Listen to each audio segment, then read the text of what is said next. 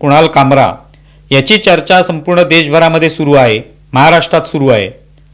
अगदी त्याच्या ज्या काही कविता गाण्यावर कौतुकाचा वर्षाव केला जातोय आणि तो कशासाठी तर त्याने जे शिवसेनेचे प्रमुख आहेत एकनाथ शिंदे यांच्यावर जे काय गाणं तयार केलं ते गाणं कसं करणं योग्य आहे, ते कसं अभिव्यक्ती स्वातंत्र्याला धरून आहे अशा पद्धतीचा युक्तिवाद करत त्या गाण्याला योग्य ठरवण्यात आलं आणि त्या गाण्यावरनं मग जे काय आपण पाहिलं अधिवेशनादरम्यान, आता जे काय अधिवेशन संपलं महाराष्ट्रामधलं अर्थसंकल्पीय अधिवेशन,